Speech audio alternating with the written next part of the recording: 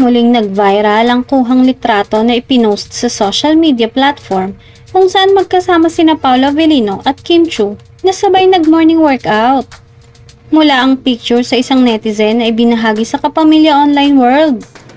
Kuhang-kuha naman ito ang kilig ng mga Kim Pao fan na napansin din ang matching din ang post nito sa kanilang Instagram na morning run. Ang ganda sa mata na makita na happy sila. After nga nito at habang nakaupo pa sina Paolo at Kim, sinugod na sila ng fans at lahat gustong kunan ng picture ang dalawa.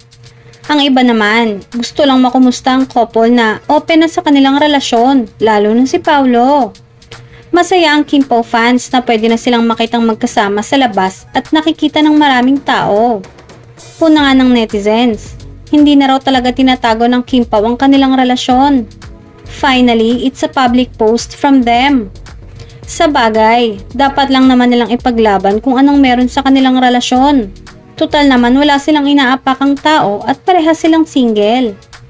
In due time, darating din sila doon, ani ng kanilang supporter.